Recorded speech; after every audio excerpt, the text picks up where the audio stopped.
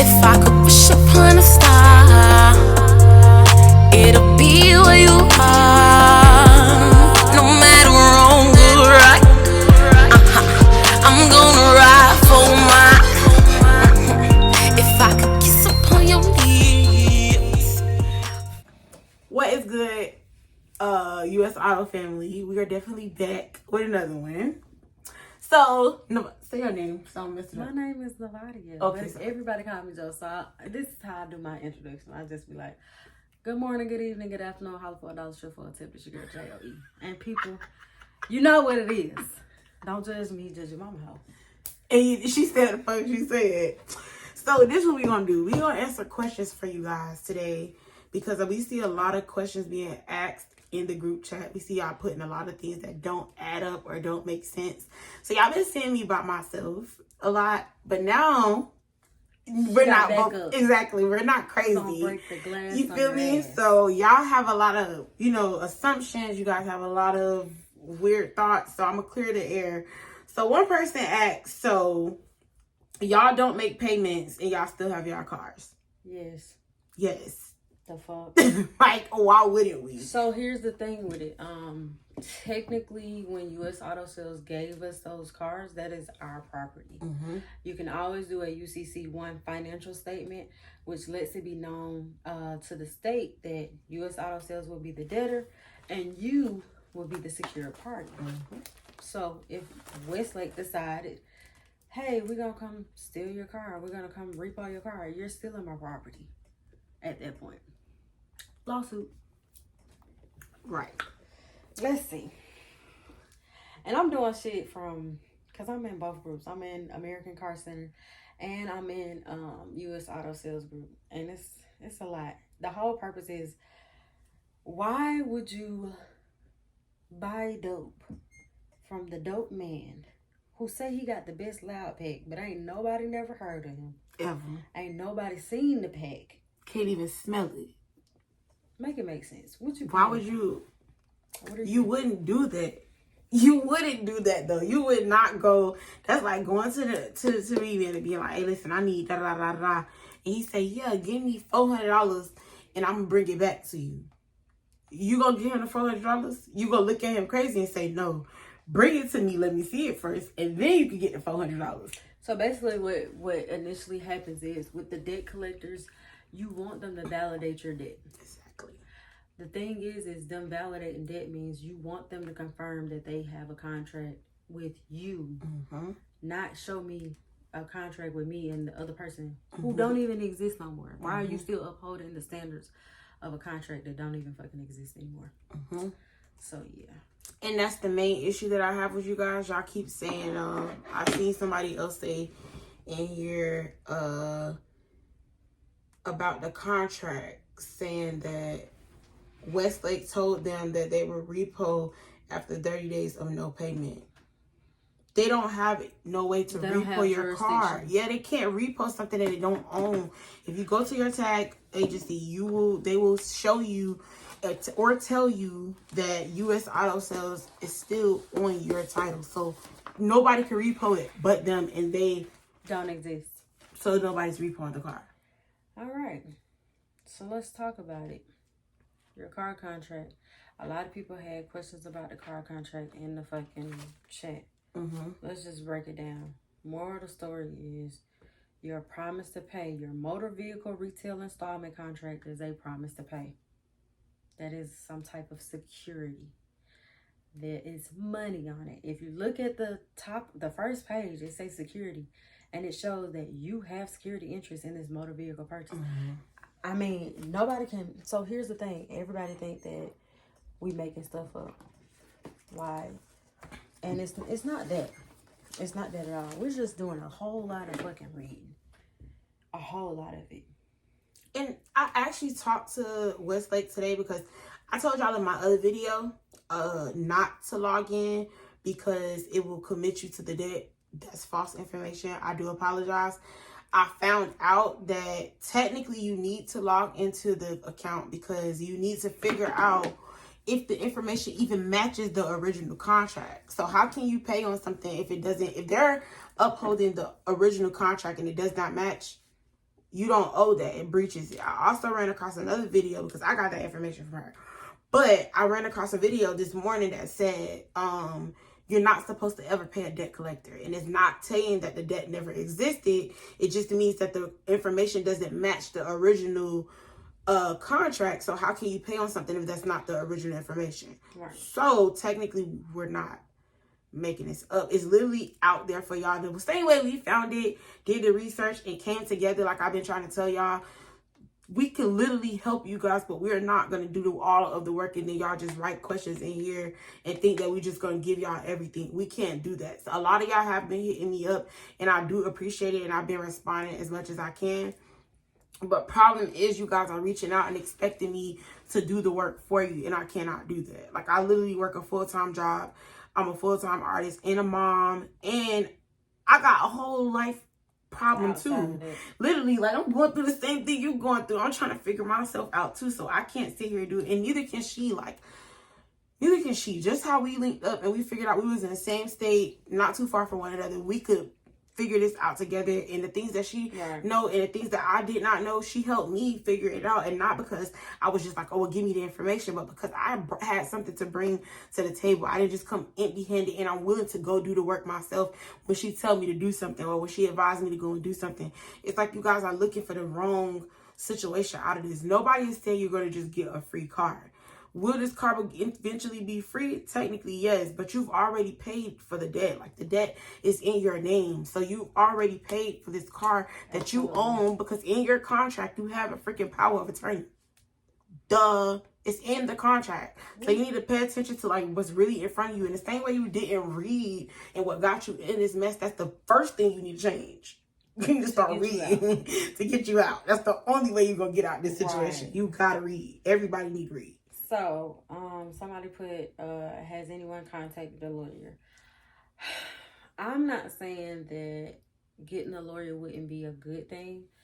The problem is when you think about it, first of all, you would have to find the proper lawyer for this specific situation. This is a consumer credit situation.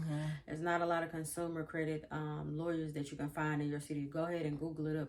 You could probably count on one or maybe two hands how many consumer lawyers are out there. The problem is with that is if you sit here and do the work, there's something called a prosperous affidavit there in every courthouse where you basically letting the judge or whoever you're getting to sign it. Hey, I don't have the money like that, but I know that this person did me wrong and I need to sue. That is what that's for. And you get the court fees, everything. You don't have to worry about that. So that was one of the questions in one of the groups.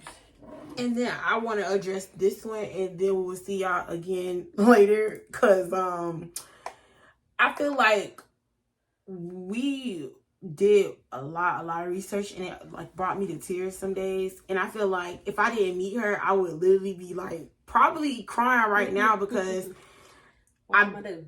Yeah, because literally, like, I went to the courthouse and I ran into a certain, like, situation that I shouldn't have ran into. But she did the same thing I did and got through. Why? Because she knew the proper things to say and she took the code. So I'm not going to lie to y'all. A lot of the things that I have been getting from her as well now because I feel like she is a little bit more educated in a lot of certain areas that I'm not. And that's the beauty of us coming together because there was some things that I needed justification on and really understanding on like certain words that I was coming across and I didn't know what the freak they meant. And even if I looked it up, I still wasn't understanding how she helped me understand. So I do feel like you gotta pay her. Not just me. I need a little fee too because I bought y'all to her, so a finder's fee. A finder's fee. I need a that. Interest. I need a little security interest on yes, I need a little secure interest because y'all know y'all don't read shit. But I have another thing here that was stated. They were saying that they called Westlake to come get the car and they said they have to get it approved from a manager. But I'm not waiting anymore. I'm gonna just get it towed to a junkyard. So you mean to tell me, I don't know if her car was in a situation or like if it don't move, I'm not too sure. But I've seen a lot of y'all say that y'all just gonna tell them to come pick up the car.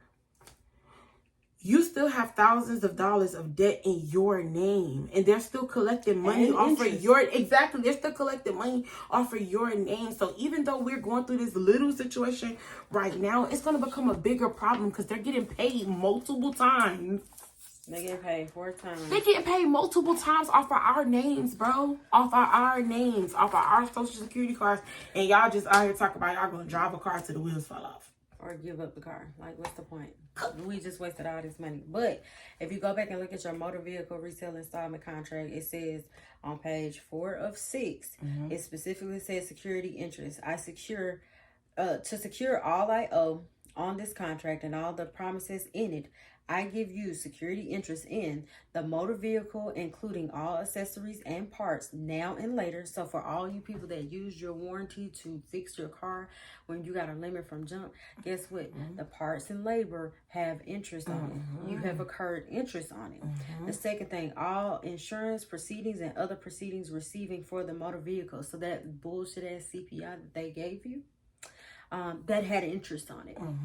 Then it says any insurance policy, service contracts, or other contracts financed by you or any proceedings of these contracts. So your gap coverage, interest, your warranty, interest, your insurance that you bought outside of it, if you got into an accident, interest. Then it says any refunds or charges included in the contract for insurance or service contracts. So that just means that if you were to find them doing any wrongdoing and you decided to get a refund on everything, your refund had already collected interest and they had already took it from you. So if you paid $1,500 down, that $1,500 occurred interest, but you're not going to get it. You're not reaping the benefits off of it. The last part says this security interest also secures any extension or modification of this contract. The certificate of title must show your security interest in the motor vehicle. That part right there just basically states that U.S. Auto Sales is the only one that has security interest on your motor vehicle, on your certificate of title. So explain to me, how in the fuck does Westlake have your stuff and they can give you your title when this says otherwise? I'm just saying, all it takes, have fun isn't hard if you got a lot of your car. I do say it all the time, bitch, read. Exactly. In my part, I think my biggest thing, the key thing is like the interest that they gain on this situation, they're still technically gaining it, and y'all just giving them the access to continue to do it. So if that's what you choose to do, kudos to you. But I choose to fight for my rights and fight for my life and not allow them to continue to take advantage of us. They breached the contract. So everything in that contract voided itself. So technically what they owe you is all of the money and all of the things. So it's not even just about the money. I just feel like the biggest picture in this situation is learning that accounting. Yes, like learning what we be signing, bro. Pay attention to what the freak we be signing. Pay attention to the things. Like y'all need to even start checking y'all phone bills, y'all rental agreements, because I've been finding little things just by this one little situation that a lot of these contracts we sign, we really be in jacked up situations. Like the codes that we came over for breach of contract was 13-6-3, 13-6-13, and then 13-6-14. Like we literally found these codes tonight, and it was they have broken so many things and rules in their own contracts, and you're just allowing them to get away with it. Yeah, I don't understand that. I don't get that, how y'all could just walk away and act like it don't matter. But I'm glad I found somebody that do get it. And shout out to my other little homie. I think she's in like Texas or something. I might be so wrong, but she's somewhere else. She hit me up and she keeps in contact, and she sends a lot of her information that she finds, and I send things back to her. So I really do appreciate the ones that actually are trying.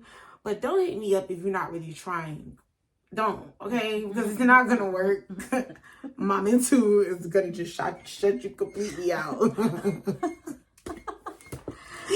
At the end of the day, so here's the thing with this entire video for U.S. Auto Sales. The whole purpose of this video was to get a few of the questions asked. Right. The main purpose of the video is very informative. So we just want to let it be known. Think about this. They have gotten paid officially 4 times. U.S. Auto Sales and American Credit people. The 4 times that they got paid was your down payment and your monthly payments, they told the IRS we didn't make no money, so the IRS gave them money as a relief. They got paid. Oh wait, that's why you could file against the bank to get your money back. If you do the proper complaint, you could file to get your money back, the down payment, because they breached the contract by selling to Westlake. Sorry, and when they did sell to Westlake, guess what? Actually, it's another it's a whole nother person. So everything that you realize when you start going back through your car contract and you see that it was securities on there, the person that you can look through to get that information is the Security and Exchange website. They're going to have all the information for every company. They're going to tell you exactly what you need to do to dissolve the debt and things of that nature. So what happened was U.S. Auto Sales sold the contracts to a Nicholas Financial Inc., which is, they did a non-recourse dealer agreement, which means that they were supposed to transfer the ownerships. Though that's why some people got their titles before Nicholas Financial Inc. officially went out of business. And when they went out of business, it went over to Westlake. So U.S. Auto Sales, they got your down payment, your monthly payment. They told the IRS we didn't make no money off these contracts. So they got paid from the IRS. Then they set up here and got our security interest. Not just the security, but the interest. And then when Westlake took over the contracts, Westlake paid pennies on the dollar for it. So that's 4 times that they fucked us real good. No glove, no love. At all. Bad. Sad. And we just took it. Well, y'all took it. We fighting. Yeah. I ain't gonna sit down on this one. I'm not sitting and taking this one lightly. Only because I personally feel like the world has gotten over on us just way too many years. And I mean us about us. I know we have some other people that's in this situation, but a lot of y'all been very privileged over time, and we haven't. Y'all have literally probably a lawyer right now that's probably cleaning this up for you. You're just here for the entertainment. So I feel like this is a lesson for my people, for us to grow up, and not only grow up, but even the ones that have grew up in poverty, because I know some people that are not Black that grew up in poverty. I just feel like people that have grew up in a spoon-fed lifestyle, we gotta learn to read. I know we didn't like reading growing up, but that's the way that it got us. They put us through school. They made us think that learning was hard and, you know, too much. But in reality, learning is actually fun because it can get you a lot of free shit. So technically, if you would have been paying attention in school, we probably would not be in this situation because we would have did what we had to do before today. So I love you guys. I thank y'all for watching. We'll be back in a couple days with another video. And it's your girl, Baby the Boss, better known as the face of Miami. And we got Holler for $1, straight for a tip. This your girl, Joe. Bye. They gon' spray that goofy ass bitch on the low. That's for sure. You ain't shit but a hoe. Ain't worried about you or your crew. All my hitters gon' shoot. I'm on the wrong to the game.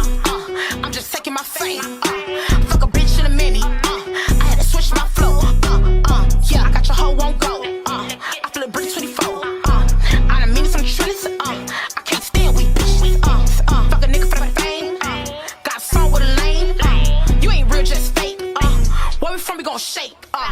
Queen B gon' spray that. C now gon' take that. Bop Vicky, I don't play that. Me and Trevor gon' break that. Gon' break that. Gon' break that. Gon' break that. Me and Trevor gon' break that. If I was you, I wouldn't say that. We don't give a fuck about none of that. I don't give a fuck about none of that.